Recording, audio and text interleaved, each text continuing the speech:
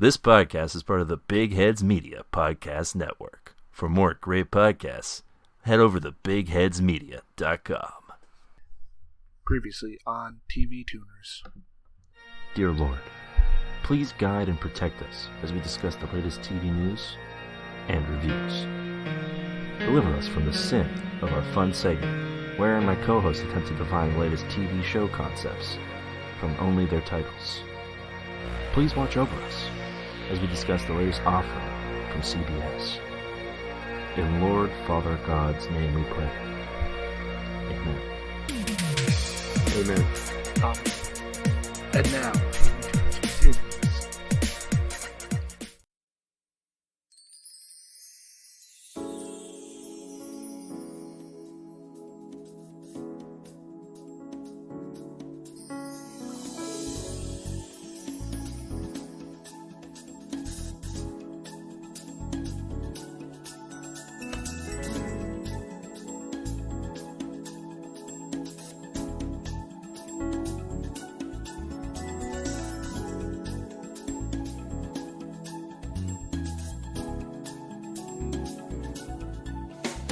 Hi there, folks, and welcome to TV Tuners.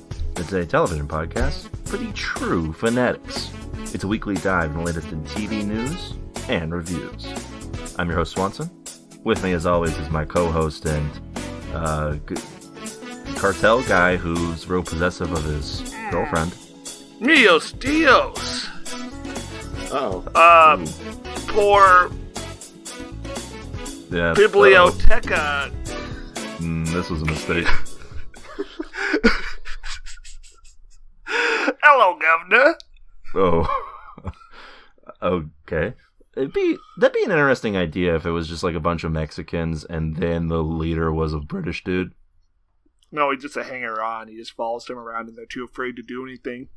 But he's also Well, like... that's what you call a leader. Yeah, I guess you're right. And he's like a chav, too. Does that mean I'm the leader of you two? I mean, sometimes when we're up to no good. I am Like, the could you- voice of morality on this podcast, you know? Could you imagine that scene in the like restaurant where instead it's just like a British chav just going in there and be like, "Oi, well, you got a screw around here to get a good fish and chips." He would pick a fight with Michael Chiklis. Probably win.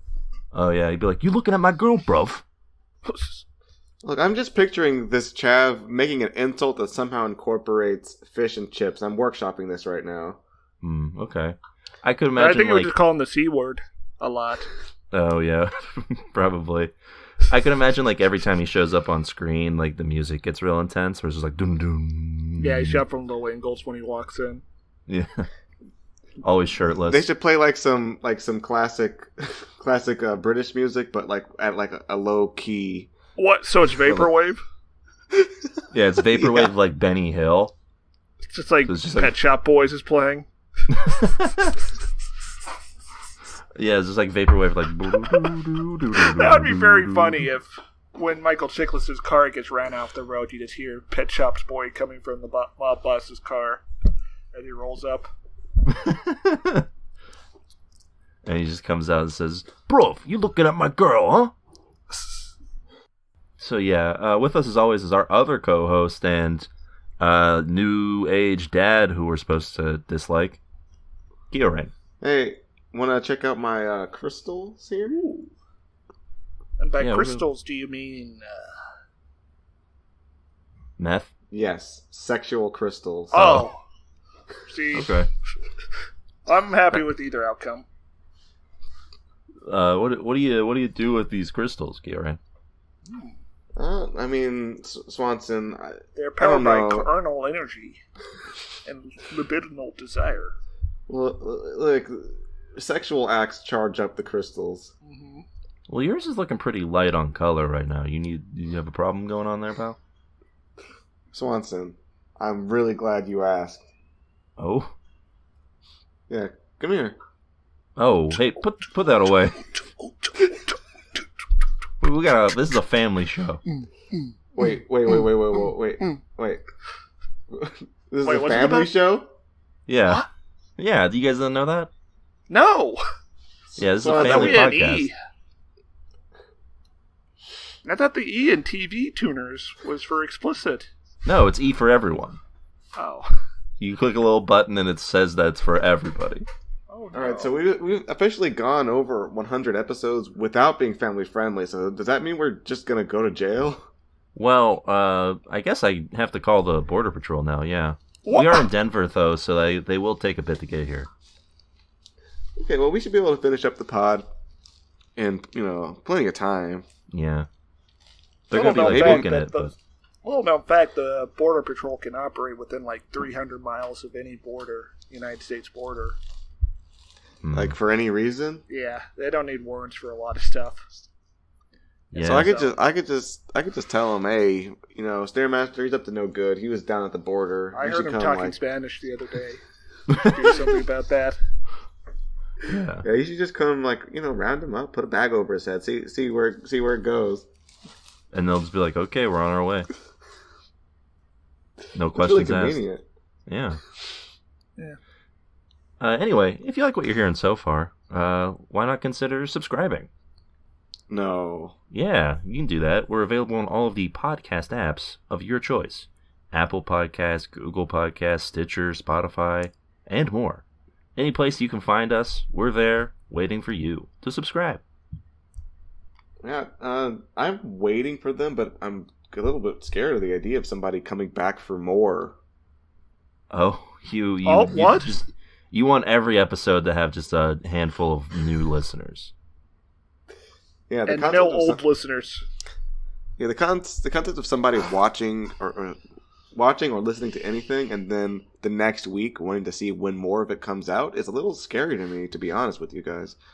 Well, if you're unlike Kyorain and not frightened by that ordeal, you can also subscribe. You can subscribe and also leave a review.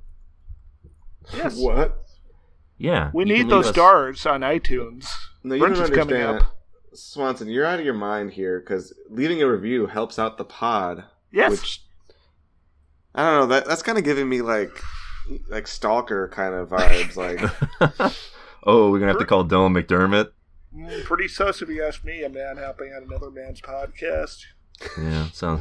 I mean, just think of it this way. Like, okay, just say you're listening to a podcast. Yes. And, you like it, but you like it so much that you're not only going to subscribe to it, you're also gonna give that podcast 5 stars and a review. Like, well, I've never done the latter part.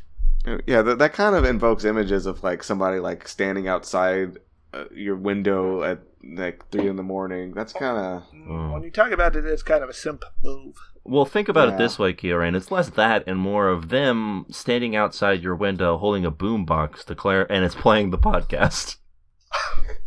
Oh, that'd be very upsetting. I wouldn't want my neighbors to hear this podcast in any circumstance. Well, that's what we call a serenade, and it's very romantic. Yeah, it would be like a grand romantic gesture. I wish someone would romance me. If you want to, you can contact us on Twitter. That's true. We have a Twitter page for all of your TV needs, at TV Tuners. Tons of great TV content over there. Yes.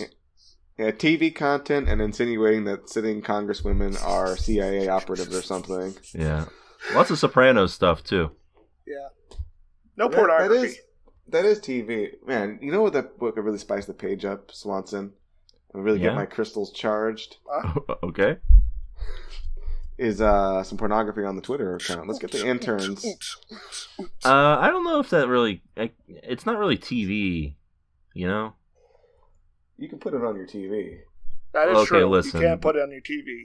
Listen, you're getting into some sort of Max Wren from Videodrome situations here, all right? I don't like... This is the next level of our business. We're expanding the market. Look, this is how we see who the true followers are. If you're wondering what that's all about, we did do a bonus episode this past week on Videodrome. It was our first episode that was bought for us from our Buy Me a Coffee page. You can request bonus episodes as well by going to buymeacoffee.com/TV Tuners and buying a coffee and requesting something for us to talk about. If you buy us a coffee on that webpage, we'll drink the coffee and then we're going to watch the show you tell us to watch, or the movie, or like what? Do we do books too? Sure, why not? It is a lot of manpower. It depends on, like, if you tell us to read the Bible, I don't know if we can do an hour episode on the Bible. You're going to have to tell us a book in it. I don't know. I think there is a lot of material in the Bible, though. I think that if someone wants to do the Bible, they have to buy us like a coffee for every 10 pages. Oh, okay. That's fair. A new rule. Anyway, so that's a nice new rule to ensure that no one ever buys us something for a book. So, yeah, you can go over there, find tons of great content. But hey, if you want a more personal connection, perhaps you have any questions, comments, foresights, otherwise, that you want to send to us, well, you can send them to us at our email address. And we'll read them here on the pod. You can send them to us at tvtunerspodcast@gmail.com. What's that email, Kyorain? I just asked you, and you told me, so Stairmaster should tell you again. tvtunerspodcast@gmail.com. That's right. Yeah, you can send those emails in, and we'll give them a good glance around, and read them aloud, tell you what we thought. Yeah, those emails really get our crystals charging. Yes, so. Absolutely. I busted every single email sent here. Whoa. Wait, do you think that'll encourage them or discourage them? Only one way to find out. I think it'll encourage 50% of them and deeply discourage the other 50%. That's absolutely correct. So I guess it's a win-win. So, with no further ado, I guess it's time to get to our tweet of the week, huh?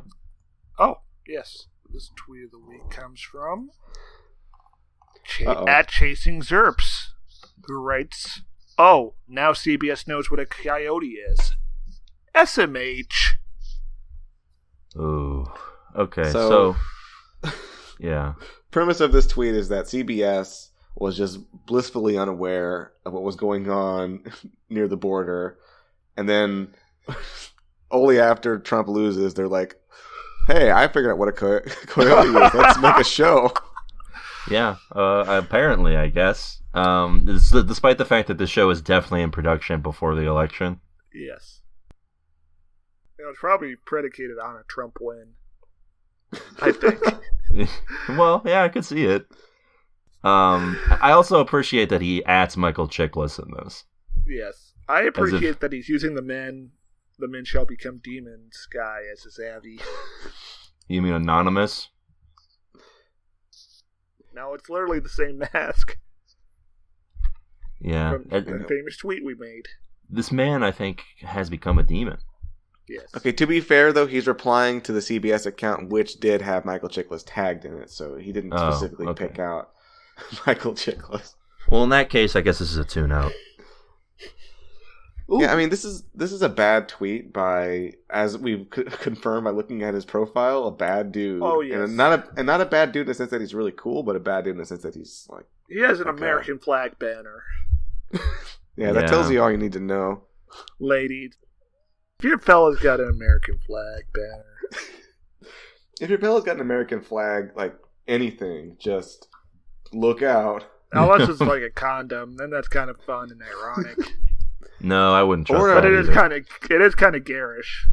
Or an American flag dress, that's also acceptable. Oh, that would be cool, yeah. But only if you force him to wear it. Yeah. Alright, well, hey, better luck next time chasing Zerps. Maybe next time you'll get into the Capitol building. He probably did. And he probably did, like, in an alternate reality, execute Michael Pence himself. Oh my god. Oh, yeah. Parody satire. And with all of that out of the way, I guess it's time for us to get into the rabble. Oh boy. Yes. That's right. Yeah, the rabble is the segment here on the pod where up front we give you a sneak peek of what other people say about this show before you, later in the show, get our official TV Tuners take. So what that means is we're going to look at some IMDb reviews and then some critics reviews from Rotten Tomatoes and sort of tell you what the consensus seems to be about Coyote.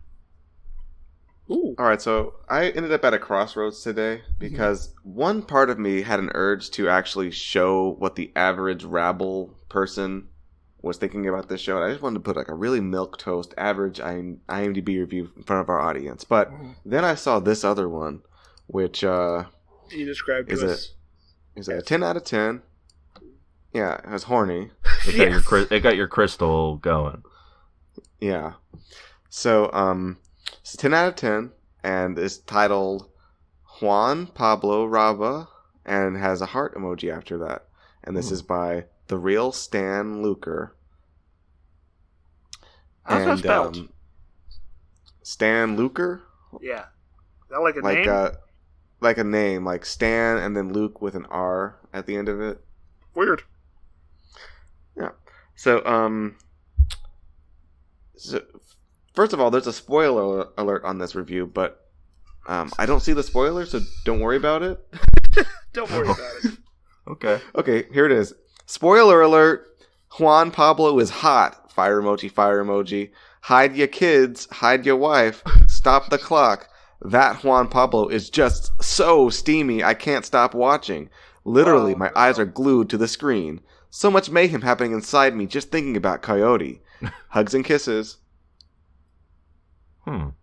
Mayhem happening inside them. Yeah. So, like, they're just, like, getting, like, real horny things. Really worked up, yeah. This guy needs some crystals. Yeah, I don't know who that character is, who that actor is, or who the character he's playing is, so... Alright, look, let me just... Watch it turn out he played like a 12-year-old on the show.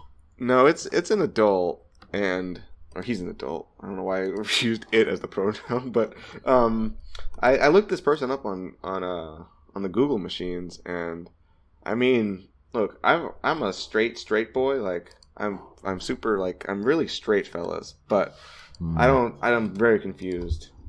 Very confused. You're protesting too much. Just look at this picture and just tell me if that's the kind of energy that is given off. Yeah, I'm not gonna have sex. I don't feel like it. Yeah, I don't know. That's who this is? I think. I don't know. I can't find who this person is other than this review here. I think that's the guy that he brought to the graduation then. I'm pretty sure that's Ryan Gosling. No, Ryan Gosling is way more attractive than that. Let me see if I can find the actual person. There's actually another name on this. It's part of this name.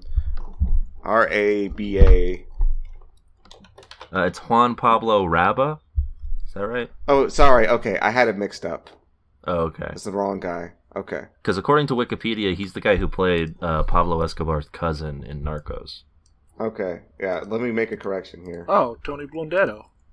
Okay, this guy. That's right. All right, what's your opinion on this? Okay, yeah, that's an attractive guy. How is he attractive to the level of No. No. Honestly, being so worked. That IMDb would, if it were Ryan Gosling, different story. But that IMDb would be different if it was just like someone who was real horned up for Michael Chiklis. Yeah, we could get behind that. Yeah. Like, yeah, I can understand just seeing Michael Chiklis and just kind of losing it for 45 minutes or whatever the runtime of the show is. Yeah. I have an idea here that I just thought about right now. Because there's sort of similar energies going on between the two of them, actor-wise. Dean Norris and Michael Chiklis buddy cop movie. That would be fun, but I feel like people like me and Keo would have trouble telling them apart. I can tell them apart, but... Okay, I would also be able to tell them apart. I feel like there's someone out there who wouldn't be able to, and I was trying to make them feel better about their terrible... It's just a matter of how do you make a buddy cop movie where there's two straight men? Yeah, like two... Well, they're like both two... getting increasingly pissed off as the film goes on, and just yelling at each other. Is that what a buddy cop movie is when they're mad? I think it's buddy cop movie would be. I think it's time to revolutionize the formula of buddy cop movies. Make it about two just serious guys who don't get along with each other. Yeah. Two serious guys who don't get along with each other, and there's homoerotic undertones that never get delivered on. Oh, so it's Gundam. Yeah. It's Universal Century. Okay. Okay, yeah. Gundam starring Michael Chiklis and Dean Norris.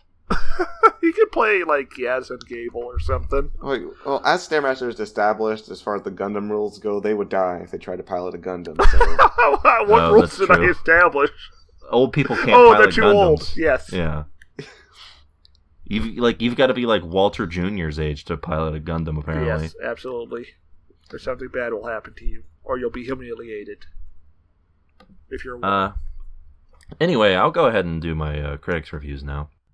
So I've got I'll start with the negative one here. First off, Coyote doesn't have a consensus up on the top of the Rotten Tomatoes page. But despite having 6 episodes out. Unprecedented. Yeah. But it does have the tomato meter and the audience score are way different. That said, the audience score is based off of only 6 ratings, so... This show's not getting much attention, is it? I don't think so. I think CBS dropping like 6 episodes all at once probably didn't help. Something that it doesn't do. Also make a show about the Border Patrol. At this specific moment in time, yeah. It's a bad idea. Like, pre-production even would have probably started around. Yeah, it would have still been a bad idea back when they pitched it. Funny you say that, because I do have this negative review here from Caroline Frank of Variety, who has this to say. To be blunt, a show that asks its audience to connect to a rogue Border Patrol agent with literal blood on his hands needs to work harder than this one does to justify its premise. That's true. Many are saying wrong. this. Where's the lie? Many such cases. Yeah, what is the show doing exactly? Can you explain it to me, Swanson, please? Please help me out here. What do you mean by what's it doing? Like, why do they make this? I guess someone thought it would be like a fun, like, Breaking Bad-esque type of deal, I guess, but with no more likely on anti-hero. The Professional? Or The Transporter? It's definitely more like The Transporter, I guess, yeah. Yeah, I don't know what they're getting at here. I don't. We'll explain it more in detail later. But so here's our positive review here from Matt Roush of TV Insider. Ooh. Coyote benefits by stronger plotting, an authentic sense of place, and a more rounded portrayal of the crime family that traps Ben in their internal power struggle. Wow. We didn't get any of that in that first episode, but I'm gonna guess this person watched more than one episode. Maybe we should watch more than one episode on the pod. Let's do more work, guys. Nah. I like the current amount of work. Alright, let's get to your review, Stair. Alright, my review comes from Xavier _Stone. With a 2 out of 10. That's a hardcore name. He writes, over-the-top racist white Border Patrol agent, 32 years with no Spanish. GTFO! What a terrible setup to start a series in 2021. Michael plays the same arrogant guy that he did in The Shield almost 20 years ago, and hasn't developed much since. Let's have a character who hates Mexicans and see if we can write a story where he becomes a nice guy and changes. Great background, only it doesn't work, and it's painful to watch him try to help when he's pissed off. Okay, I'm going to need classical music for this. And a big fuck off to the moderators here. I was the first to review this show and detailed how bad it was, right down to the whole town knowing where he is a day after he arrives in rural Mexico. They took it down, and this is a rewrite. And I see that 8 reviews with 10-star ratings have replaced mine. 7 out of 20 people have found this helpful. So he's like it's like a conspiracy theory, he thinks? No, yes. Look, CBS paid IMDb to bury his really good review and put 10 stars. For the show that they clearly care about because they dropped it at the beginning of the year. You know, the TV dead month. No one's watching TV in January. Well, not at the start. Yeah, I don't know. I would argue that Michael Chiklis is not playing the same character because this one is way more boring. Yes, exactly. But because like from the get-go in The Shield, Vic Mackey is at least like a figure. Personality. Yeah, he's got also, stuff. I don't get the sense that he hates Mexicans. He just doesn't care about Mexicans. Yes. Yeah, it's I'll explain it a little bit more when we talk about the episode, but like I get the sense that they're going for a thing where like he just has a very like a weird sense of right and wrong. He's just got a warped sense of justice. You got brain problems. He's like Byakuya Kuchiki is what I was going to go for. Just following the archaic laws of his society. Mm-hmm. Probably because of dead parents. Oh, do you think there's going to be a flashback to his parents being murdered by Mexicans? That would be I think that would... It's a problem. like just a bunch of guys in suits just beating the shit out of his dad. Oh my god. I would assume his dad deserved it. And the title card just says 1993. Are they still wearing zoot suits in 93? No, I hope not. I really do not think. Look, only the baddest Like, dudes maybe if there's like a wedding. No, only the baddest dudes were wearing zoot suits in 1993. Like the most dangerous scum out there. Everyone who menaced Michael Douglas and falling down. Imagine an episode of Better Call Saul that flashes back, and it's Gus Fring, and he's in a zoot suit. Oh no! What's he doing? Is he just standing there? Yeah, he's just sort of like hanging out. He's like at a club. He's like at a discoteca or something. Yeah. It's like the episode where they confirm that he's gay. Oh no! I would probably be worried about the quality of this show. It's not the whole episode. It's just it's just like an opener, but it never ties into anything. What would the They don't do that. It's just a little piece of character building, you know, that we didn't want or need. Yeah. Did you know that zoot suits were invented by African Americans? I didn't know that. No, I've only ever connected them to like the California scene, the Hispanics in California, and that riot, and the whole riot thing. Yeah. Yes. Anyway, let's get zoot suits. I don't know if we can legally wear zoot suits. I think it's allowed. There's some photos of white people wearing it. On yeah, how do they look? Oh, they're British, so not great. Okay. Yeah, we're not British enough. Sufficiently un-British enough. All right, well, that's it for the rabble. Stay tuned later for the pod where we'll give you our full rundown of Coyote. And with that out of the way, what did you guys watch this week? Anything fun? Interesting? I've been watching The Sopranos, and that's further corrupting my mind. Yeah. More than it already was. Yeah, I'm getting like Brooklyn podcaster brain real bad watching that. Uh-oh. Where you at? I'm almost done with season 5. I got like 2 episodes to go. Ooh, okay. So you're getting to the tail end. To the tragedy of Tony Blundetto. Yeah, it is a tragedy. It is what made Keo stop watching. Ooh. Yeah, I like how they finally introduced a female mobster on that show and immediately denigrated her. In the span of like 2 separate episodes, just had her completely humiliated in front of men. Yeah, Sopranos is not. I don't know if it might actually pass the Bechdel test, but I don't think it's by much. Yes, it passes the Bechdel test.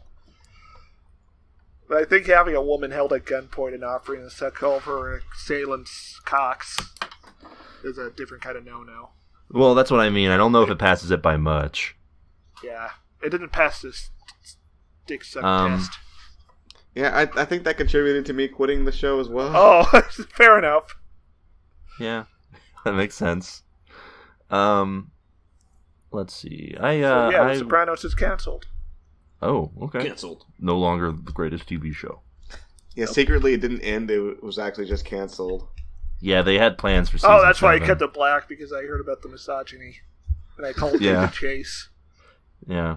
Actually, you can hear a brief, like at the very end of the credits, you can hear a brief canceled. You can hear it going, shut it down, shut it down. And they had a whole 3 more seasons planned. Yeah, Tony was going to have a huge shootout in that club. It's going to be like the killer. Yeah, they had a whole season arc planned where him and Christopher become team-up guys. Yeah. It's just like Red Heat. Yeah. And Yeah, Tony gets a hang glider. I would have loved that. Look at me, I'm fucking flying here! Like a little fucking swan! I'm a beautiful fucking bird! So, Tony, how did you feel when you set foot in the sky? Why are you fucking always asking me about my fucking feelings? What, do you think I'm like some fucking Icarus, huh? You think I'm gay? Oh, so we'll take you up there and drop you down. I fucking work for a living. I gotta go to my job, okay? And he gets on his hang glider and flies to the strip club. To the strip. Yeah, he just lands on the bouncer. Hey, watch where you're fucking walking. Poor bouncer. Oh, what do you mean you ain't got no hang glider parking? He just smashes a guy's car in frustration. I would watch a whole season of that. Yeah. We need to become screenwriters. Yeah. Look, that Sopranos prequel sounds good and all, but imagine a sequel where Tony Soprano has a hang glider. That's who the guy walking into the diner at the end is. It's a hang glider salesman. You look like someone who could use a hang glider. Hey, Tony, I got some action you might be interested in. Hang gliders? Isn't that pussy shit? Isn't that dangerous?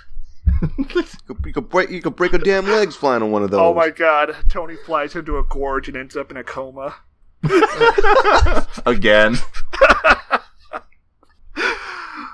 I watched the latest season of Big Mouth is on Netflix. That's fine. It was good. It was okay. So ugly though, Swanson. Yeah, that show's grotesque. I feel like it's purposely ugly animated, which can turn off some people, but it's whatever. And like half of left Twitter things is by pedophiles. Part of the Epstein conspiracy. I don't think so. It's mostly just a bunch of alt comics. Which Well, I Maybe mean, I think it's something else. When you have Big Mouth, but it's got cute anime girls, then I might check it out. But... yeah, I feel like that might defeat the purpose, Kieran. Oh, we watched Videodrome. Want to talk about that? Well, you can go listen to our episode on it. I think we talked about that for like over an hour, I think. Yeah, for almost an hour the and a TV half. grew a cock and then it shot a man. That's true. And it could happen to you. I mean, that is what the internet is. Be safe out there, folks. You're not immune to propaganda. So, with all of that out of the way, I guess it's time for us to get to the news. Well, I guess. Yeah. Hey, you guys love... Washington, D.C. Oh, no. No, we don't need to talk about that.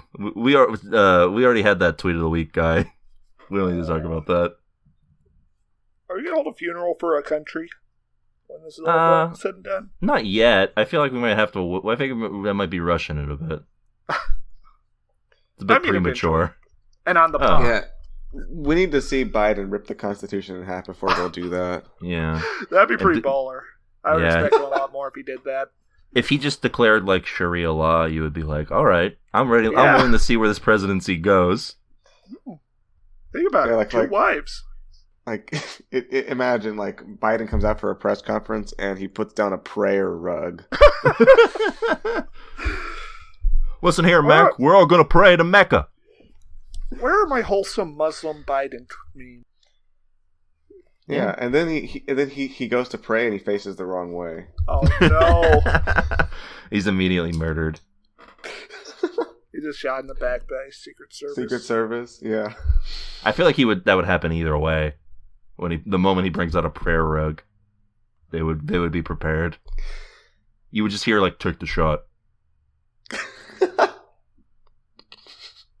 Anyway, you guys like The Office, right? Everyone's favorite TV show. I used to watch it because it was on at 9 p.m. when I went to bed. Everyone's favorite replacement for a personality, The Office. I watched an episode of The Office while on an airplane, and I thought it was really boring. You couldn't understand what they were saying because of the accents? No, I watched the American Office. Oh. Are you talking about the British one, Swanson? I'm talking about the American one. My official Office take, it's like a slightly better Friends. Yeah. And if you listen to the pod enough, you know that we don't... I don't think any of us have any strong feelings on Friends other than, don't think I've ever watched an entire episode of Friends. Well, Keo and I have. Shame. Together. Yeah. We watched friends. it together. It was a very intimate friend, platonic thing we did, watching Friends together. And neither of us laughed. Yeah. We're not big friends of Friends, and we also I don't like the Office very much at all, based on what I saw. So you're not going to be interested in Peacock's new sort of subscription tiers that they got going on here? What? Do they all have funny office names? Like Jimmy Stapler? No, they are centered around The Office, though, in the sense that they're going to charge you to sort of watch it. What? Okay, what do you mean, sponsor? Well, so Peacock has 3 new models that it's going off of, as opposed to just the free model and the paid model that they had before. I mean, that's smart. Tiers are always good. Yeah, people love a good tier. Peacock has the regular Peacock free. You can sign up there. You watch the first 2 seasons of The Office. Wait. Swanson, please. That's right. That's true. This is not like a parody. What? I'm not the Olive Garden guy feeding you misinformation. Swanson, you're not fake newsing me right now. No, that's true. It says it right on the website. It is watch The Office seasons 1 and 2 plus thousands of hours of movies, TV shows, news, and pop culture for free. Plus ads. Oh, okay, so they're leading with 2 seasons of The Office plus a bunch of other things. Yeah, which to be fair to Peacock, it does have a ton of like older movies. I think Jurassic Park's even on there, which isn't an old movie, but it is old. It's 20 years old. Yeah, I guess it is old. I guess time is a flat circle. No, Keo, I'm not joking with you. Then we've got Peacock Premium, which is $4.99 a month. Also still with ads. Unlock every episode of The Office, plus extended cuts with never-before-seen footage and deleted scenes. Also get access to everything else. No, Swanson, please. Is there a level of The Office fan out there? I'm see the behind-the-scenes footage? Yes, of course there is. You kidding me? Kind of twisted. I have to assume that behind-the-scenes footage and all the deleted scenes and stuff are just stuff that they took from the DVDs that they don't sell anymore, probably. Swanson, are you actually telling me right now that there's a whole tier on their marketing thing that says they think that the deleted scenes from The Office is more important than the other offerings on their entire program? Yeah. That's right, yeah. These subscriptions are only detailed by what amount of Office you are getting. Okay, so we've got seasons 1 and 2, then we have every episode plus deleted scenes. What else could they possibly give us from The Office? All right, well, Peacock Premium Plus is $9.99 a month.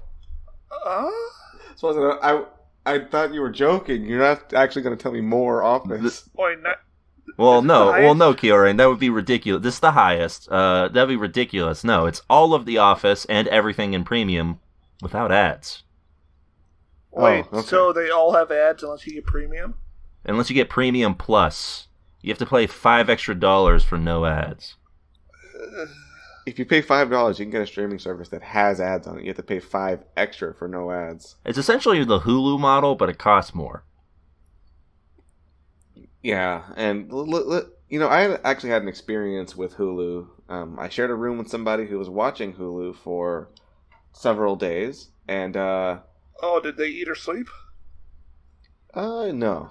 Uh-oh. No eating, no sleeping, just Hulu. Oh my god, this sounds like the worst meth binge of all time. Yeah, you can't watch Breaking Bad on Hulu. Yeah, and I think I'm just done with advertising. I think that we should just not advertise anymore, fellas. Just no more trying to sell me anything. No more anything. Yeah, hey, look, if I want it, I'm gonna just go buy it. Okay, you don't need to tell me about it. And have you guys ever seen that infamous Grubhub advertisement? Have you ever seen it? No. I don't know what's infamous about it. So, there's an infamous Grubhub advertisement, Swanson. and basically it's got like the most obnoxious music, and then they have these like Despicable Me knockoff characters dancing. Oh my god! And what? you can see their balls. I mean, the dancing is oddly like sexually charged. I would say. Oh no! Like, there's people like gyrating their hips as they like dance around with the food they got from their delivery service. They're playing Genuine's Pony. I assume the driver rang the doorbell for them, so they knew the food was there. Yeah. Unlike your experience with Five Guys. Fuck. I'm so pissed. Wait, did I even talk about this on the pod? You did not, but you might as well now. Fuck, I ordered Five Guys the other week, and the guy just left it on my porch and didn't ring the doorbell. And That left. should be a crime. That should be a federal offense. It's fucking cold when I got it. Anyway, yeah, you can get The Office by subscribing to any of these tiers here for any amount of Office you want. And if you want no amount, then I guess just avoid Peacock. Yeah. I'll watch Dragon Ball Z instead. Oh, I didn't really get to tell you guys about that advertisement in great detail because for whatever reason, this advertisement played like every commercial break on Hulu. Like, oh yeah, that's the problem with Hulu ads is that they have like maybe 3 that they show. Oh, did we talk about how that NBC put the pilot of one of their sitcoms as an ad? Just the whole 43-minute thing. Were they that desperate to have people watch it? Yeah, or it was it a Melody's mistake? playlist or something. Oh yes, I remember that show. I don't remember this. Guess who's on? Yeah, I don't remember this gimmick idea. No, it wasn't. Yeah, they just put the episode there. Was it a mistake? How do you do that by mistake? They didn't take it down, I don't think. Oh. They didn't apologize or anything. Look, it's got to be a mistake. They probably want to upload the video, and the like the unpaid intern was probably like, on Percocet. Yeah. Yes. Yeah, and he was like about to leave, so he just sort of uploaded it real quick and was like done for the weekend. He was probably doing bath salts. Yeah. If it's anything like our office. Yeah. So speaking of people who don't want the heat in a wrestling sense, Donald Trump. Donald Trump, of course, has been having a banner week. Just success all around. Hey, congratulations on your second term, Mr. President. Yeah, he's really... We did. Our democracy saved. Yeah, he's really won the people over this week. And Look, fellas, I think that Trump has earned at least 24 more years after all this nonsense. Yes. I think he will definitely live at least 24 more years. I'm guessing 80. One of the people that he's impressed the most is wrestler Mick Foley, better known as Mankind. Better known as Love Dad. That's right. Better known as Cactus Jack. Yeah. That's his name. In a bit of an exciting development, as everything that happened this past week happened, Mick Foley tweeted, "Hey, Vince," meaning Vince McMahon, "how about throwing this sorry son of a bitch out of our Hall of Fame?" This is a good time, as always, to remind everybody that Donald Trump is in the WWE Hall of Fame. And he's on the Hollywood Hall of Fame. Isn't it because he's buddies with Vince himself? I don't think Vince is going to do it. I think Vince probably was at the Capitol. Well, funny you should say that. I did look at some tweets, and it turns out that Vince McMahon is indicted for treason. One of the companies that was supporting the rally was a company funded by the McMahons. Yeah. So, and also, of course, Linda McMahon was one of Trump's cabinet members in the early in the early years. God, so much happened in those 4 years. Yeah, all of it bad. They feel like a fever dream at this point. Remember Scaramucci? Oh yeah, remember that guy? How long did he last, like 3 days? He was like real popular for... I'm surprised he didn't write a book. I'm sure he did, but everyone forgot about him like literally a month after he got fired. He was only on the job for like 3 days though, so... Yeah. Anyway, yes, Trump was inducted in 2013 and joined such previous celebrity honorees as Mike Tyson, Pete Rose, and Drew Carey. All people who I guess have done stuff in the wrestling ring. Would Mike Tyson make a better president than Donald Trump? Probably, right? I mean, I don't want to see it, but probably. I do. No, I don't want to. I don't want to see it. Drew Carey, maybe I would see.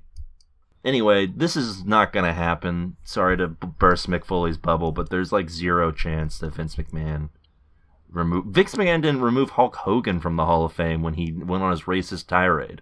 Oh, because Vince agreed with it, probably. Yeah, and also because he agrees with Trump. Yeah. Yeah, so The Rock needs to give him the people's elbow, and then run for president in 2024. Please don't wish this. I actually don't want that to happen. Yeah, please don't not wish this Mike on Tyson. us. Why not both? Have them run against each other. Run against each other. Yeah. Let's go full idiocracy. Anyway, not only is Trump buddies with Vince McMahon, buddies with Vince McMahon, but Vince McMahon's has a deal with Saudi Arabia that he didn't break when they killed the journalist. There's no way he's gonna get rid of that now. Yeah. What a guy. Yeah, WWE sucks. Don't support them. Anyway, that's it for the news. Oh, okay, bye. Well, I mean, we still have like a half of at least a half hour of a show left. Oh, okay. So let's get to a segment that is near and dear to everybody's hearts. It's Guess Who's Coming? Hit the theme, Kieran.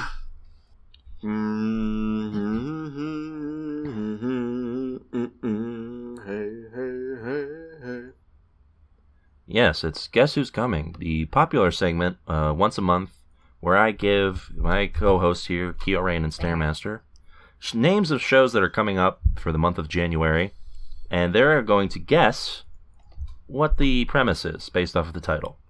Sometimes very poorly. Most of the time, very poorly.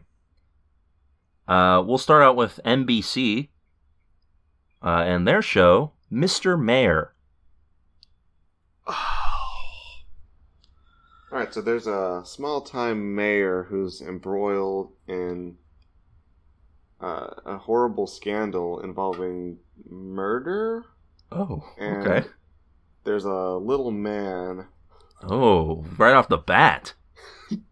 There's a little man, and he's revealed to have orchestrated everything. Okay, bold take by Kieran there. Stair? Okay, there's a small-time mayor, and he's a single dad looking for love. Oh. And he's based off Pete Buttigieg. So it'll probably be a majority black town, but he's white. And he's going to heal the nation. Okay, and no one likes him? Is that what Everyone loves him. Yes. Oh, okay. So he's not really like Pete at all. He's like the idealized Pete that the media pretends exists. Okay. When retired Los Angeles businessman Neil Bremer decides to run for mayor of his beloved city, he surprises everyone and wins the seat. With great ideas and commitment to the community, he optimistically sets out to get to work shaking up City Hall. Wow, However, he quickly discovers navigating politics is not business as usual. There are opinions to be heard, ribbons to be cut, foods to be eaten, all in support of his fellow citizens. Food. Luckily, he can rely on the know-how of his political veteran deputy, Arpy, whose savvy and ambition make her equal parts friend and foil, and the dedication of his offbeat staff to keep him on the right path. So, this show features Ted Danson as the mayor. So, not a Pete Buttigieg figure. I do want to say Keo did say small time mayor. Small town mayor. And this you did too. You said small time. Los Angeles is not small time. I did not say small time. Yes, you did. I said it because Keo put it in my head. Well, you still said it. Fault. Anyways, it sounds like he's a single dad. And maybe he'll fuck his chief of staff. I left out the part where they mentioned his teenage daughter, but not his wife. Yes. So he will find love at some point. Oh my god. Yeah, I don't know if he has a wife in this show. I haven't watched the trailer, despite Ted Danson being in it. But I guess I have to give the point to to Keo. Yes. What? Wait, Keo, why or me? no, who said single dad? That was you, Stare, right? I did. did. I always say single dad. Stare always. That's his Yes. version of little man. It's true. We haven't zeroed in on that yet, but Stare loves single dads. They make for great television. Yeah, that's true. What about two dads? Oh, it's really good when they separate. I think that makes for good television because then there's a lot of emotional drama. They have two single dads. Yes, That's right. Two single dads living in San Francisco with no daughters to be seen. nice. Interesting.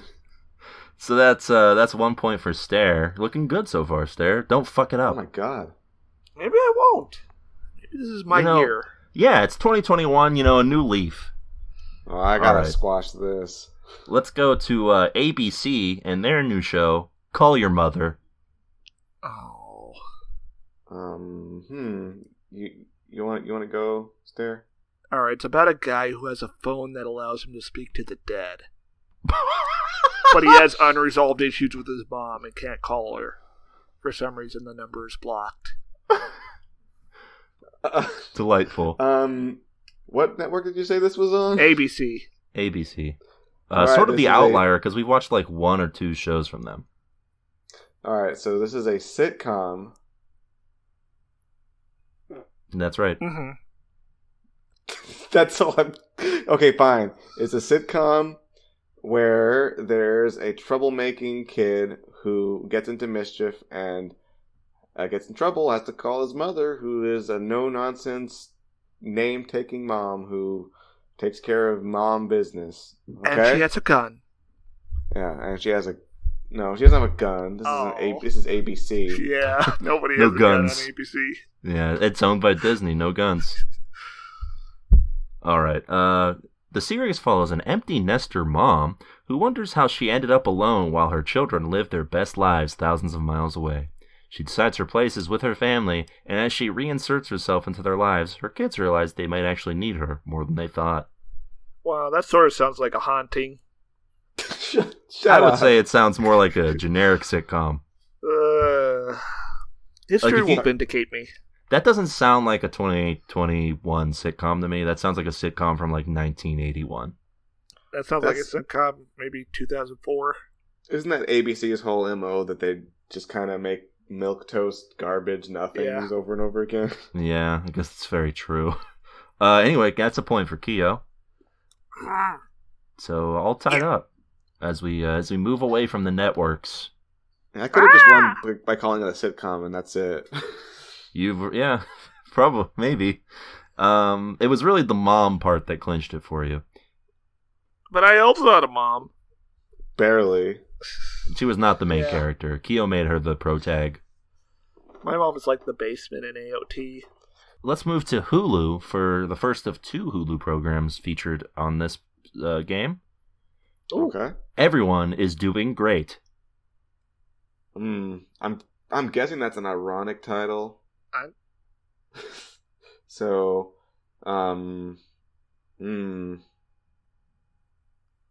It's like Videodrome. The Okay. in-universe Videodrome. Expand They're on all that. just being tortured to death.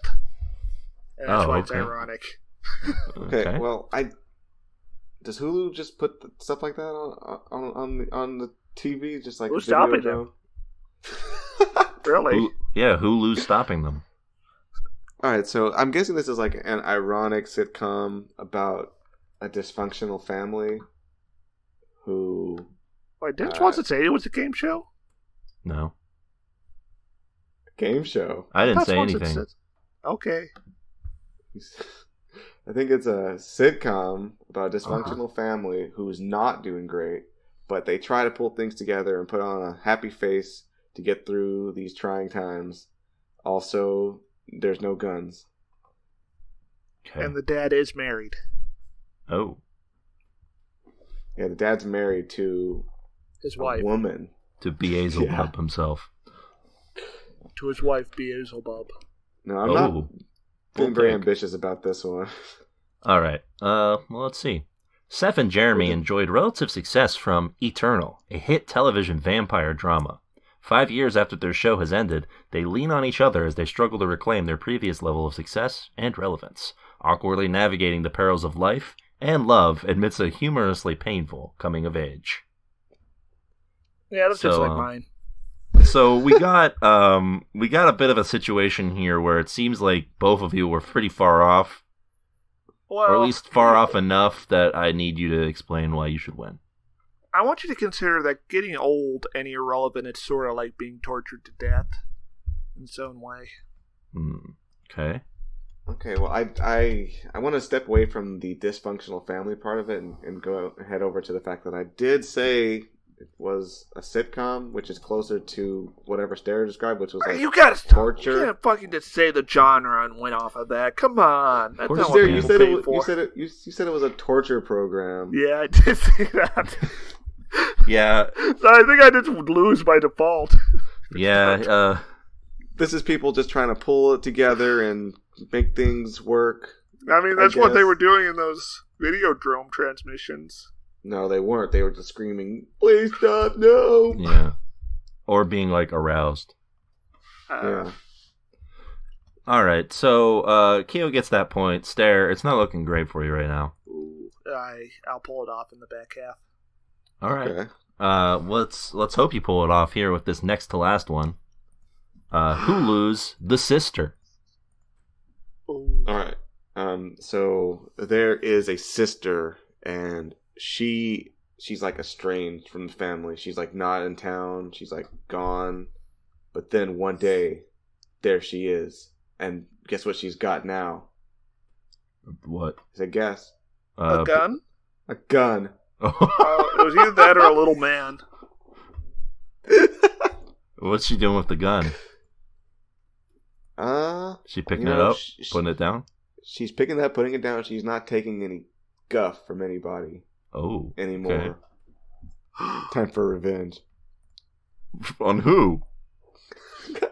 Look, I don't know all the details. That's just what came to my mind, okay? Okay. Alright, so my show is a sitcom about a nun who finds out she's in love with the pastor or something. Oh, I forgot about nuns. Oh, yeah. And they're trying to make it work. Oh my god, Stare. You're going to get the point on this, I think. It's going to have a nun, isn't it? One rainy evening, Nathan is surprised by an unwelcome face from the past. Nathan has never been able to forget the worst night of his life, a party that led to the sudden, shocking death of a young woman. Only he and Bob, an eccentric old acquaintance, know what really happened, and Nathan resolved to keep it that way. But years later, Bob appears at Nathan's door with terrifying news that threatens to tear Nathan's world apart. Because Nathan has his own secrets now, secrets that could destroy everything he has desperately fought to build for himself and his family. No mention of a sister in that. Yeah, so I think we should just strike that from the records. I think presumably the tragic death was the death of the sister, right? That has to be... presumably, yeah. Rainy nights, that makes me think of a church. I will say that, Stare, you were taking Kieran's method here of announcing the genre, but then it seems like it did backfire on you because this is not a sitcom. I wasn't describing a sitcom at all. I don't think I said a genre, but it was definitely not a lady who returns for revenge with a gun. Sounds like a sitcom that I would be interested Very in. Bad sitcom, but one that I don't know if a studio audience would be chuckling at. So yeah, Keo, you get the point here. So you're almost guaranteed to win here. We haven't certified the results yet, but you're almost guaranteed to win here. While we're counting these up, let's play this last one for fun. This is a show for Netflix titled Lupin. No. Oh, this no. is This is about the famous 19th century novel protagonist, Lupin. Arsène Lupin. Who's sort of like a mystery-solving guy. Okay. I thought he was like a scrappy, lovable, like, thief type who was always on the run from the law. Oh, yeah, I guess the original Lupin was also a gentleman thief. Mm. Keo's, what was your take here? Yeah, that was my take. That's my concept here. No, it's my take. Mine. No, I said it's about a scrapping man who's like a lovable thief who's on the run from the law and goes on crazy who adventures. Cares? What's the point of any of it? As a teenager, Hassan Diop's life has turned upside down when his father died after being accused of a crime he didn't commit. 25 years later, Hassan, I don't think I'm saying that name right. Well, there's an R in it. It's Assane. Yeah, Assane will use Arsene Lupin's gentleman burglar as his inspiration to avenge his father. So this is sort of a person takes up the inspiration of Lupin. Oh. Type of deal. So I'm guessing they won't be Lupin until the end, like they wear like a Lupin suit in the last episode. Oh my god, stop it. Whatever, who fucking cares? I just want to listen to this one Donkey Kong mashup. Stairs pouting. Fuck you. He thought it was going to be a better year for him, and he failed. Every year's the same. This shit gets worse and worse. Well, Kyoren, you've won once again. Guess who's coming?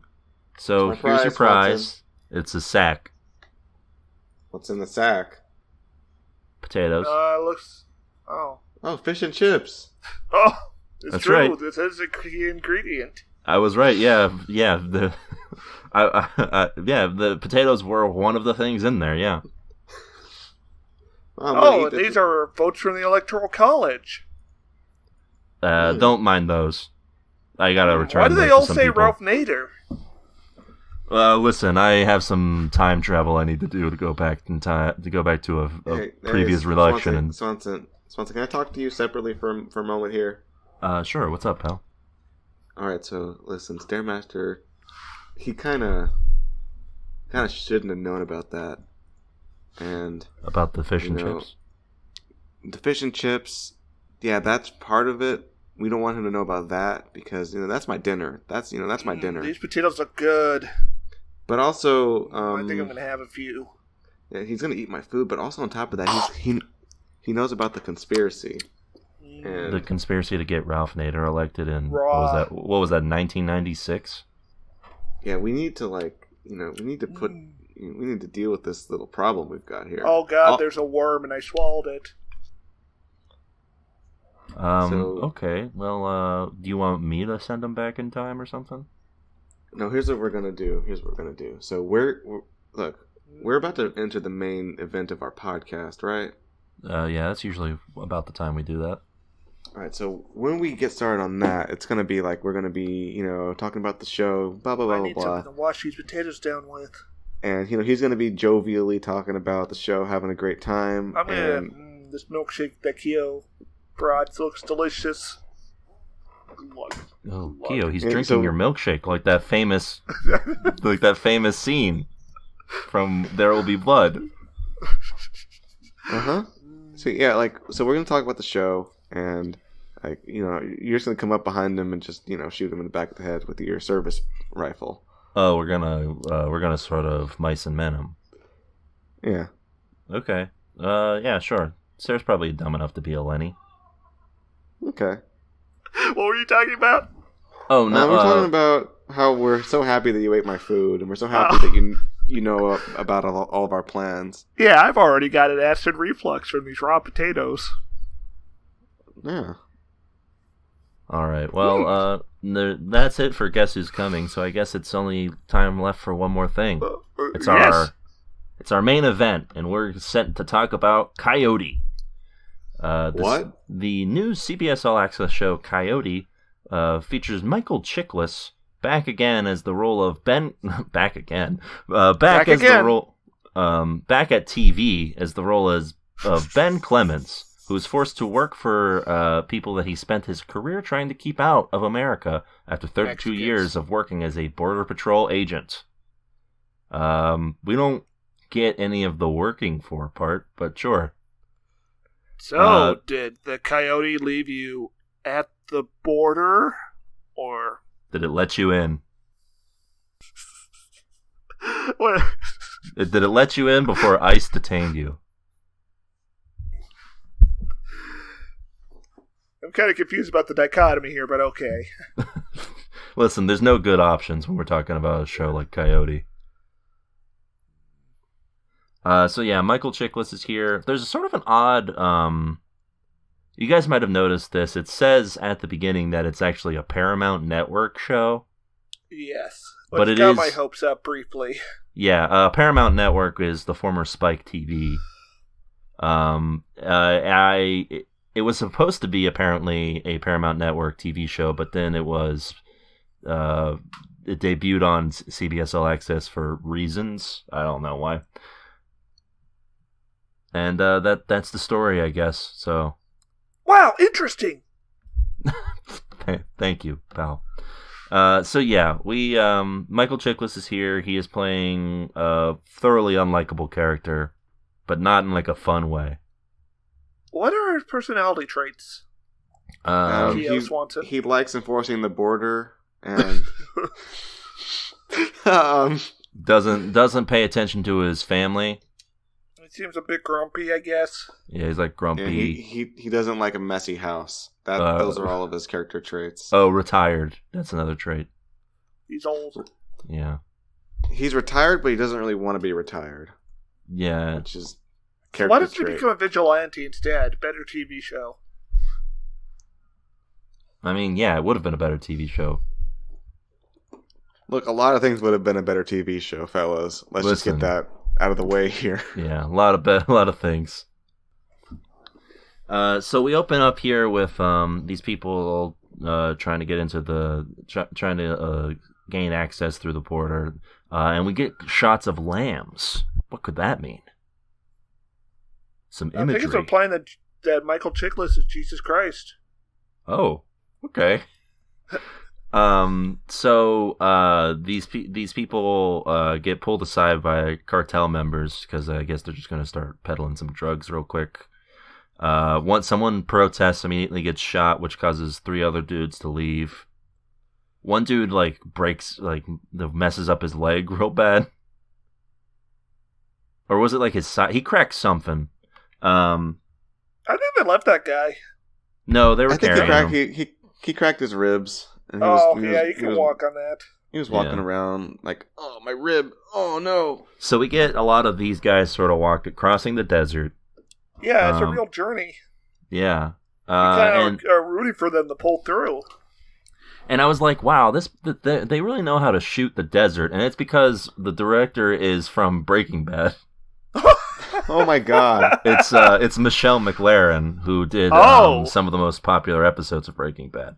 Yeah, and so they set up this whole situation where people are fleeing the border, trying to cross the border and all of this, and then they just this whole I would almost want to call it an inciting incident, but they throw it away.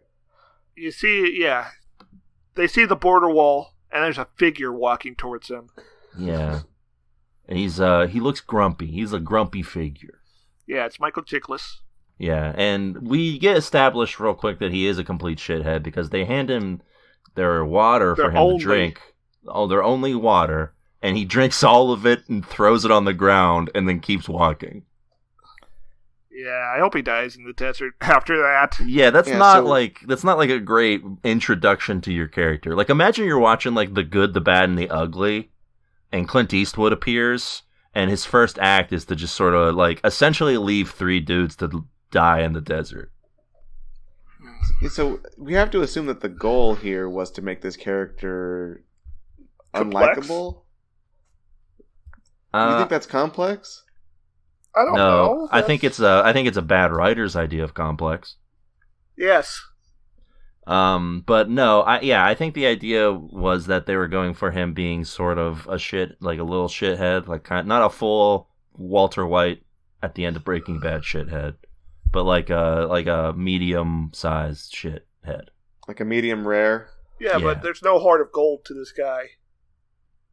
There's no scene where he's charming, right? No. I guess that's what... Yeah. He's got a heart of copper. Yeah. I think they try to make that scene with him and the lady at the restaurant charming, but it is also him talking about how they should defend the border. So his job is to keep everyone on his side of the line safe. And she's like, but these lines, we can get into it later, but fuck it, let's just do it now. So it's like probably the worst scene in the episode because it just, I think I get what they're going for with this character, which is that they're going to have him go through this like transformation where he realizes that Maoist. Yeah, where he realizes that like the shit's fucked. But right now he's like, listen, people made those lines a long time ago, and they're important for reasons that I've never questioned. And she's like, why are they important though? And he's like, cuz. But yeah, they decided to spend a lot of the runtime of this episode kind of, I want to say they were wasting our time. Yes. Yeah, because I don't know how half of this is going to play back in. Yeah, he's in Mexico because he's like fixing up some house or something. For his former partner, yeah. Yeah, he's retired, so he's all this free time, so he's doing this. Yeah. So we just spent a bunch of time with him just doing nothing. Yeah, it's a lot of him just sort of going from event to event. I imagine if the first episode of Breaking Bad did not show you how Walt got into his underwear holding a gun. And instead, that's what we have right here. It focused on like Walt going from teaching to he went back to his house. He went to the car wash, was like hanging out. Then he like went to his house. Maybe he gets like his cancer diagnosis, and he's just like, oh man. Then he goes back to teaching, and then like maybe like some event with Walt Jr. He's like hanging out with him, and then he goes back to teaching, and then there's like then like Jesse shows up or something. Yeah, what this show did was they decided they had a checklist and they needed to fill off. Okay, so they were like, okay, first of all, he's in Mexico because he's got some project to do. Okay, check. And he's divorced. They said, check that off. Make sure to include that very specifically in the dialogue that he's divorced. Okay, check. Also, he's got a daughter. Like, hey, pal, can I use your bathroom? I'm a bit divorced here. It's wild that the first one of the first introductions to him pre his walk through the desert is that he just needs to take a massive shit. Which I thought, we're humanizing him. Okay. It would have been, what would have been more humanizing? Let me hear those sound effects. Yeah, I need to hear him be like there, be like hanging out, being like, oh! No, you just see the cashier and there's like tinnitus buzzing, and you see this horrified reaction, but you can't hear any of it. That would be pretty good. So there's this bit here where so much of this doesn't hold up when you think about it for more than 2 seconds, huh? So while he is taking a big old deuce, he notices that there is something suspicious about the floor. Yeah, it's poop like on bubbling. it. I thought it was they did a bad job of patching it up. Yeah. There's some kind of liquid seeping through the hole. Yeah, poop. And he's like, huh, that's weird. And so then he leaves, and he notices this guy. This suspicious guy. Because he's suspicious because he's Mexican, I guess. And 20-something. And wearing a jacket. Yeah, so fits all the traits. And looks like he lays way more pipe than Michael Chiklis. So Michael Chiklis already does more effort than I think I've ever seen an actual Border Patrol agent do. He sees the guy leave, then he goes around for a second. He had previously opened the window, and then he climbs in through the window to get in there, and takes out. Before we go any further, yeah. Remember how he's introduced Michael Chiklis? We get like, what's that song that's playing? It's like cool dad rock. Oh, it's a Tom Petty song. Yeah, there's just this panning shot of like the American Southwest, and then all he's doing is just standing there being a glorified mall cop. Nothing cool going on whatsoever. Yeah, he's just hanging out. He's essentially Paul Blart. Yes. He takes out. He calls for backup, and they're like, "Listen, your backup's too far away, dude. Just sit tight." The Liberals have cut our budget by 700%, and we're now legally required to shake the hands of every drug dealer in Arizona. Like, no, there's a distressed woman down there. I gotta I gotta go down there and, take care of this. And kill any dogs I see. There was a weird scene where his superior officer says all of that stuff and then says, "This is Biden's America." And then Michael Chiklis says, "Last time I checked, it's still my America." And I thought that was really odd to put in there. It was so weird that there were Joe Biden portraits in the drug tunnel. Yeah, very strange. And also, one of the people does say Biden 2024. I like how it has like the exact electoral map we ended up with posted on the wall there. Yeah, and it says plan, and it says according to plan. And then it also says trust the plan. Indictments are coming. Yeah, very mixed messages. So yeah, Michael Chiklis finds this drug tunnel. Well, I guess it's a people tunnel. So he has this bright idea to go down there alone, having no idea what's in the tunnel, who's in the tunnel, how it works. Tunnels are an urgent situation, Swanson. What if there's like arrows he has to dodge? Yeah. Who knows? Yeah, who knows what's down there? Sure, maybe it's a cartel tunnel, or it could be an ancient tunnel that contains treasure and scorpions. Would it be a better show if that was ended up what happened to him? He just finds he just goes on an Indiana Jones adventure. Yes. He thinks he's tracking down coyotes, but he finds like a secret temple, underground pyramid. Yeah. Yeah, there's just a matte painting. He's like, what in the? It'd be good. I would watch that. That's for sure. So yeah, he goes down there. We get a decent action scene, I guess. It's fine. It's kind of dumb. It's like The Shield. He punches people really hard, and you're like, yeah. Was it just me? Because it might just be me thinking that because Michael Chiklis is here. But did it feel like some of the directing was just like straight out of the Shield wheelhouse? Yes, absolutely. Like when he goes back to his station, it feels like they're shooting a scene from The Shield. Yes. Anyway, yeah. Cast Michael Chiklis, that whole sword of Damocles is hanging over your head. Yeah. There's this scene, he's fighting in the tunnels with these people. Mm-hmm. He uses pepper spray on them. And fills the entire tunnel. Everyone's coughing. And yeah, I guess it was whatever. It was a fine enough scene. So yeah, his superior officer's like, "Hey man, you're not supposed to go in on alone. That's a bad idea." And he's like, "Whatever." He's like, "Listen, we should investigate that tunnel." And he's like, "Listen, you've done enough, man. Go back to the station, okay?" Yeah, don't worry. Jimmy will send him to the slave camps. So we get him going to the station. And this is where we get they just had to just pull it right out of the cliched writing handbook.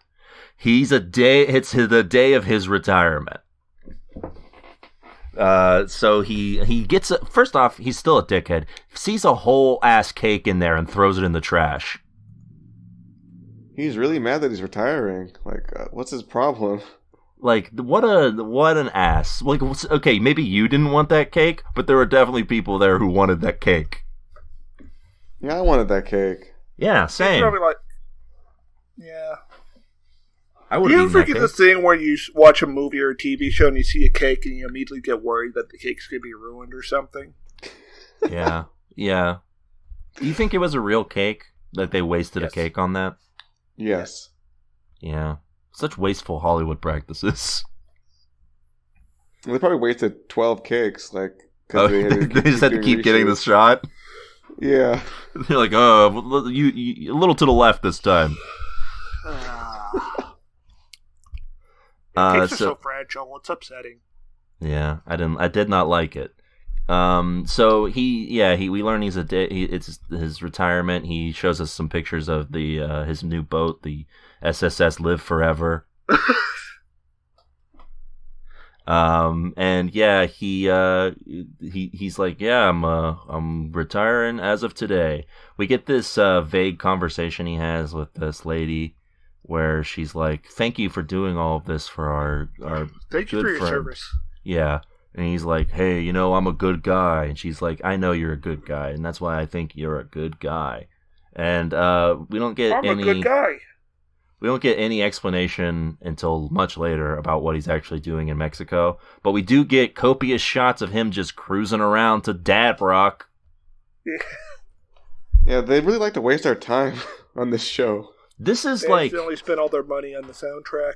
Well, it's more like they had to use their money to advertise for the new Ford F-150, just driving through the plains of Tijuana with a Ford. Because they are showing that Ford logo just front and center. I don't know if I'm just becoming more attuned to blatant advertising on programming, but that was very obvious. And then later when he's at the graduation and his ex-wife is like, here, you'll need this, and hands him a Budweiser with the label facing the camera, and then he makes sure he's not hiding the label as he drinks it. Yeah. It's Did just... this show make you want to drink Budweiser? Yeah, I bought a Budweiser and a Ford. Yeah, I bought both of them right now, and they should be delivered in 20 minutes. Ooh. Yeah, so we're going to enjoy these two things together as well. Yeah.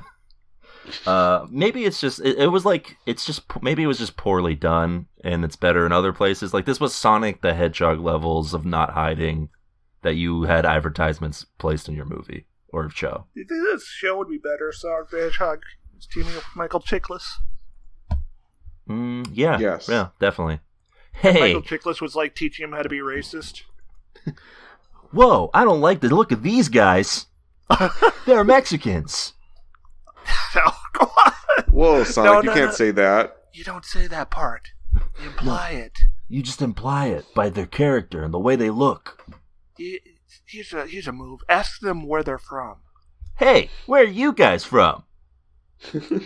Whoa, I don't speak no hablo español. Yeah, the concept of a racist Sonic is deeply disturbing. And Yeah, I don't upsetting me. like it. I feel bad. Let's just delete that. Shadow, go back to your country. We live in a one-world government, Sonic. Knuckles, why don't you stay on your island? To be fair, Knuckles should stay on this island. He's got very important work to do. Yes, very true. Yeah, he's in Mexico building up this house for, as we get revealed when he goes to this restaurant and talks to the waitress there, for his partner, who I guess passed away. It was probably like a shooting or something, right? Because this is a drama show. Well, Probably. He probably died of old age. Or he became a Mexican or something. Well, it sounds like he was a Mexican already. And that's why he's dead. My partner, he just went too deep. Became Spain-brained. I had to put him down. Oh no. Oh dear. And then we get this ridiculous scene here where he gets a call from his ex-wife where she's like, "Did you forget your daughter's graduation?" Like, how out of touch with your daughter are you that you forgot she graduated high school? Wait, is this high school or college? Oh, I guess it must be college, right? Yeah, she's gonna get her master's degree. Yeah, okay. So how out of touch are you that you forgot she graduated college? But also, like, the plotting for this event is just like it killed all the momentum in the show. Yeah, which and I also don't remember any of it. Shouldn't you have done this? First off, you didn't need to do this scene. It's unimportant. But secondly, shouldn't you have done this scene before he goes to Mexico? Yes. Like, to have him drive from Mexico back to the U.S. to attend this graduation and then drive back. There's no reason in the story for it to happen. You're undermining the border. There's no reason for it to happen in the story, unless maybe Stairmaster's right and that comes into play in a future episode or something, where they're like, "You've been crossing the border too much, pal." You are now Mexican. Look, his daughter's gotta be involved in the story somehow. Maybe that's why they had to do that stupid plotting. Yeah, I'm not sure. This graduation scene is like very, very dumb. He is there hanging out. He brings along one of his colleagues. And he's like, I don't know why I'm here, but okay. And they're hanging out. There's this new age dad who Michael Chiklis, he's like, hey, let's have a hug. And he's like, no thanks. I don't do hugs because I'm a real man. Listen, you ever heard of toxic masculinity? You should try it. My dad spoke to me 5 times. and none of the times he said, I love you. You ever heard of toxic masculinity? You're looking at it. He just slowly morphs into muck. So yeah, he there's this ridiculous part where he sees his daughter just smoking weed. Oh yes, fucking loser. Who, her or Michael Chiklis? Michael Chiklis. Yeah, so he sees her smoking weed and he's like, looks like you're you know how I feel about that stuff. And she's like, hey, it's legal, chill out. And he's like, yeah, whatever. And he's like, listen, I'm not a cool dad, okay? I will never let you experience pleasure. Yeah. And then he's like, anyways, back to Mexico. Yeah. Well, he also freaks out because she got a extremely small tattoo on her arm. And he's like, oh, well, that's I don't know how to respond to this, so I'm just not gonna comment on it any further because I'm good with my feelings. Anyway, time to go to Mexico because that's where the plot is, and I took this divergence for reasons. He had to introduce that he had a daughter, and we have to know what that daughter looks like. Your life. We couldn't just have him be like, hey, listen, I'm not going to be able to make the graduation. I'm stuck in Mexico. Yeah, like something. I accidentally nailed my hand to the board. And it takes hours to get it takes days to get a doctor out here. We get a Breaking Bad scene of him getting the nail out of his hand. It's oh my God. It's like that movie where James Franco is stuck in between the rock. Yeah, it's 127 hours. Yeah, it's just Michael Chiklis with a board stuck to his hand, and he's just. Yeah, the board isn't attached to anything. He's just walking around, but he's like gets frustrated and. Oh, damn it! Oh, he just decides to cut his arm off. You got here too late, Doc. Already cut it off. So yeah, we get him going back down to Mexico. He stops back in at the restaurant to have this conversation with this lady. He gets real pissed off that this lady's giving away food to people who are crossing the border because he's an asshole. They should be dying in the sand out there. Why are you? He's eating from the trash can of ideology. Yeah, he's eating garbage. So, yeah, She's trying to give him an analogy for someone crossing the border. He's like, no, I don't think so. He's like, no, it doesn't make sense to me. I follow America's rules. It's just a lady being confused by mathematics meme. Pretty much. Also, he displays some truly amazing detective skills in this when she once again brings up his partner in a way that sounds like they were more than friends. And then he says, sounds like he was more than just a patron, huh? Truly excellent work here, showcasing that the Border Patrol are real detectives. Mm-hmm. Just the absolute exemplars of our society. Yeah, definitely not scraping the bottom of the barrel for people who are just looking. Rejects from the TSA. Yeah, not just for people who are looking for an excuse to rough people up and feel powerful. Anyway, nothing at all like Michael Chiklis' character in this. So he goes into his car. This lady is who we saw in the first scene. She's a pregnant waitress at the restaurant who I guess has some sort of relationship with this shady cartel guy. And she's in his back seat. This is where it gets revealed that Michael Chiklis, despite working in Border Patrol for 34 years, doesn't know Spanish. I feel like this is more realistic than we would dare imagine. Yeah, that's why I was asking if it's a requirement. because if it's not, because it makes sense for it to not be, and how we run. Well, that's how you ensure maximum cruelty. They just have border control guys without partners walking around not speaking any Spanish. Yeah.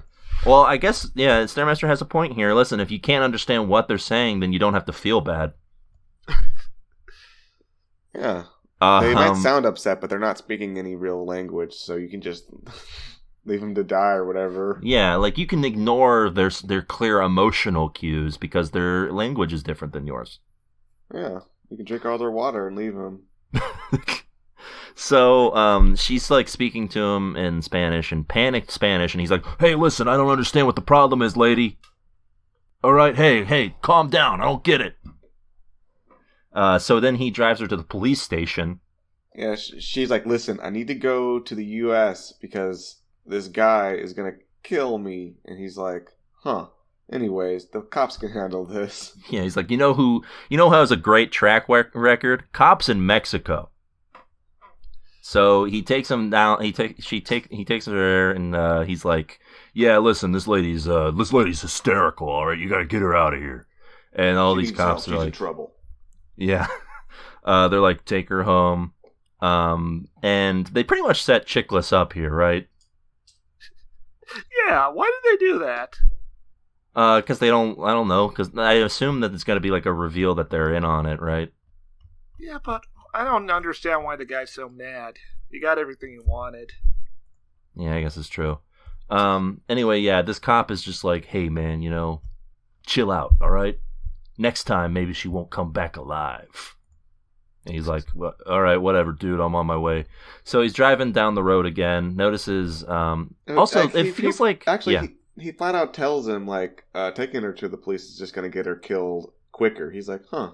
Something to think about. Anyways, yeah. Back to what I was doing. Back to my life of fixing a house. So he's on the road again. It seems like it takes him way longer to get to this place than it did the last time around. Yeah. So these people pull him over. They shoot his tire out. And then that's very bad for product placement, I think. Oh yeah, turns out the new Ford tires. F-150 not immune to bullets. Haven't quite perfected that yet. I think Elon Musk is working on it for his Teslas, though. When in between sending us to Mars or whatever. So yeah, this this scene happens. These guys pull him out. They bring him to their boss, and this boss is like, "Hey, bruv. Hey, don't look at my girl again, huh, bruv?" And Michael Chiklis is like, "I don't understand your impenetrable accent." No, this guy is not unfortunately, this guy is not a chav. He's just a regular old cartel member. And he's like, "Hey, listen, don't mess with my girlfriend again." He's like, "Sure, whatever, pal." And then I guess he just had a spare, completely fine tire in his trunk. Because he's driving fine when the next time we see Michael Chiklis in his truck. Look, he comes prepared. He's from the Border Patrol, okay? And that's true. And if there's one thing that explains them, it's prepared. So yeah, we get a montage of him because this show needed it. We get a montage of him doing some like fixing up around the house, just cleaning stuff up. I felt good about this. This was the most emotionally affecting part of this entire episode. That he was cleaning the house up. Yes. Yeah, this plot irrelevant sequence that. Yeah, but at least the house was nicer. He Yeah. called that hole. That was really nasty. You know what's there? Yeah, Chickless does fill up a mean hole. I'll give him that much. Mm-hmm. So this girl, first off, how does she find him? Google Maps. Look, everyone just finds him. Like,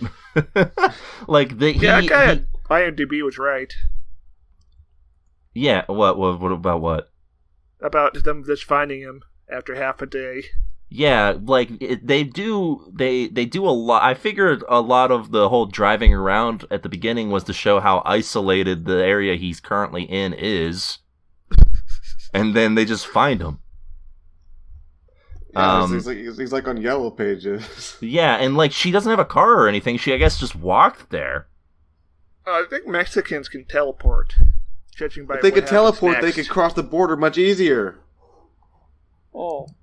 Listen, they're teleporting in. We've got to get anti-teleportation devices built into the walls. Maybe it's only the strongest Mexicans. Listen, I've talked with President of Mexico. He says they can teleport. All right, we've got to do something about this. It's a drastic problem, folks.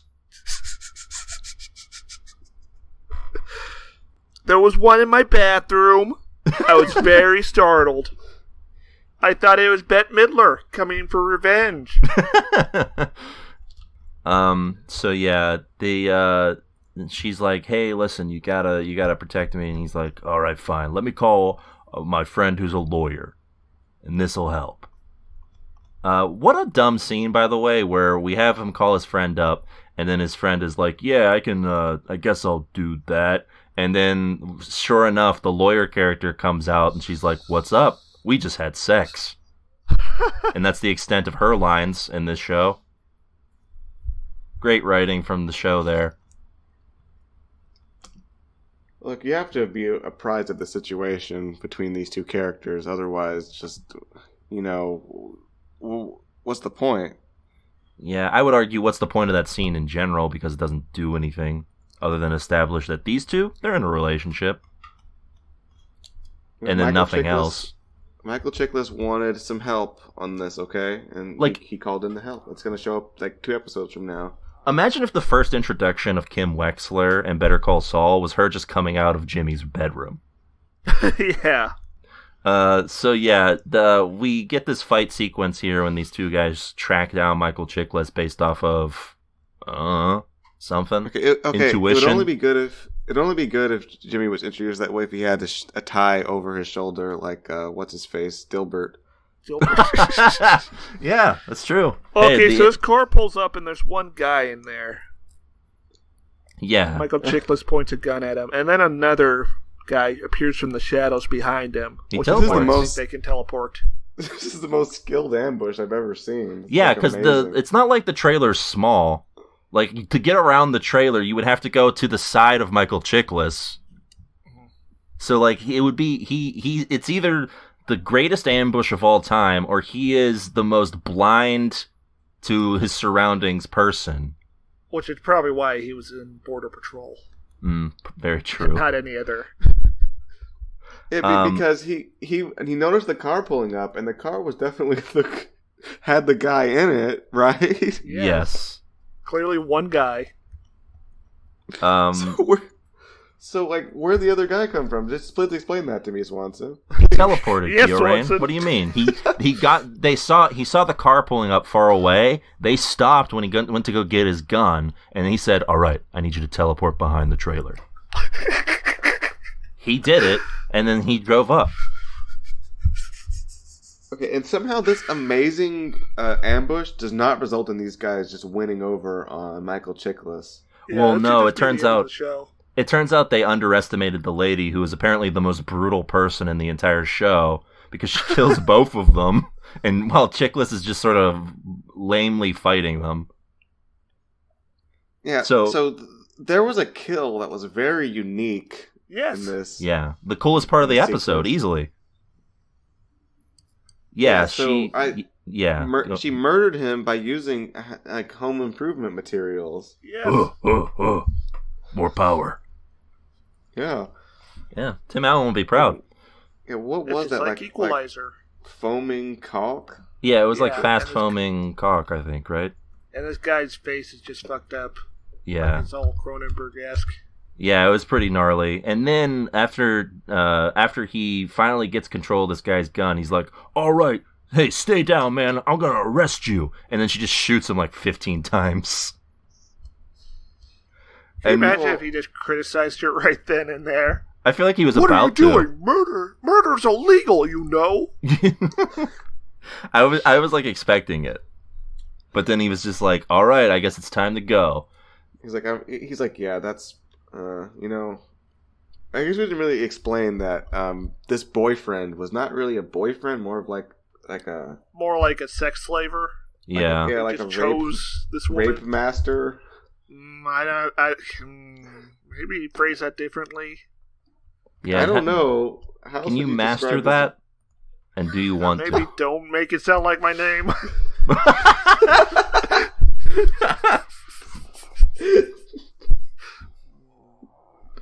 I did not make that connection, but yeah, he's like a Mr. Raper is what he is, and so it kind of makes sense that she would kind of not want to be around that, ready to kill over it. Yeah, that makes sense. So yeah, he's like, all right, we need to get out of here.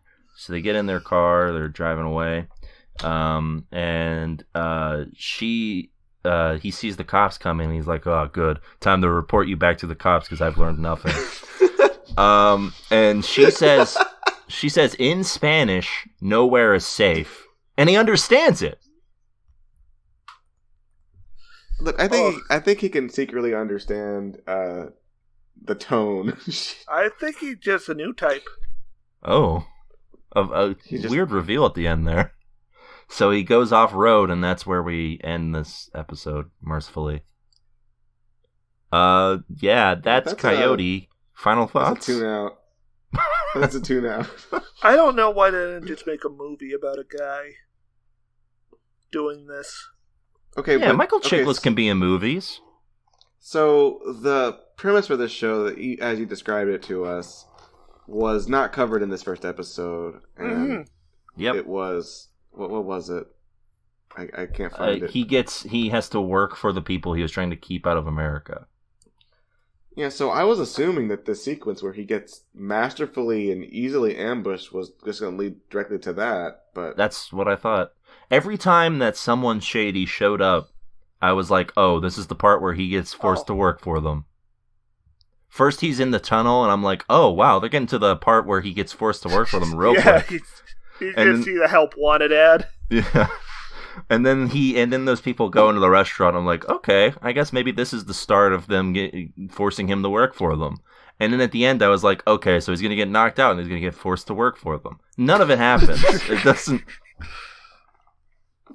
So yeah, already not a great start. I assume he won't work for them until episode 10. Well, yeah. I don't know. what could they do for nine more episodes? I don't know. They should have just made this a 90-minute movie about a guy rescuing a lady from Mexico.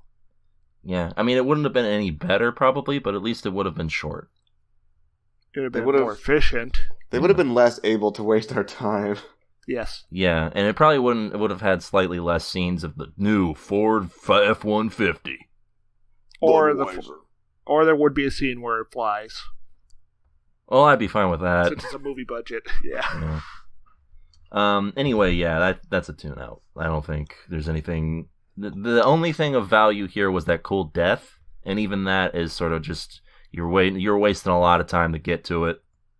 Yeah, now if you want to watch a show about a bald cop beating people really brutally, just watch The Shield.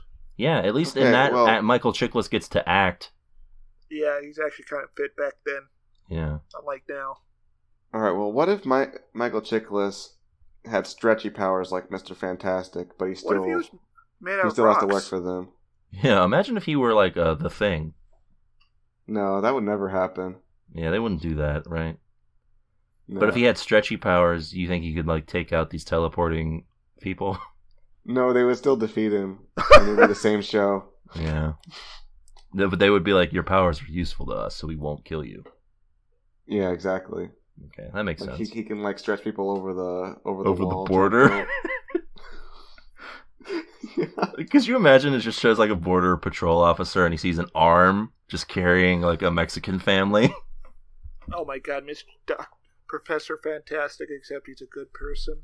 Yeah, exactly. He's not just a scientist who cares about nobody. Oh. So yeah, he's lifting people over the border, and Iron Man shows up to stop him. Exactly. Or Civil War. Yeah. He's just making a bridge with his body. One of those walkways. So yeah, there's nothing promising here. So that's 2 weeks in a row that CBS has struck out with us. Ooh. So better luck next time. That's a tune out for Coyote. And that'll about do it for this week's episode of the show. Yeah. We're all tuned out ourselves. That's true. We're ready to go tuck ourselves into the TV bed. Oh, actually, throughout the recording of this episode, I've been steadily charging these crystals. Oh, how? Oh, yeah, Stare, why don't you take a look at those crystals real quick? Yeah, Sarah, just come real close over here and just look at the crystals. I'm sorry I have to do this, Stare. You know too much about Ralph Nader's chances of winning the 1996 election? You should have let me have these crystals. Whoa! The bullet! He bounced off of his teleported! head. Yes, that's a secret. He teleported the bullet into me! Oh my god. Oh. Yeah, it's not a racial thing. It's just a jerk-off pervert thing. Oh, those guys All are like along, those extra... guys were just sickos. Oh, man. Absolute sickos. Well, we don't have too much longer, so all I'll say is stay tuned. Later in the week, we'll have the first part of our new mini-series bonus episodes podcast, The Origins, about the OEVA series, Gundam The Origins. That's true. Swanson, you really managed to stay a lot before dying? Rest in peace. Ugh.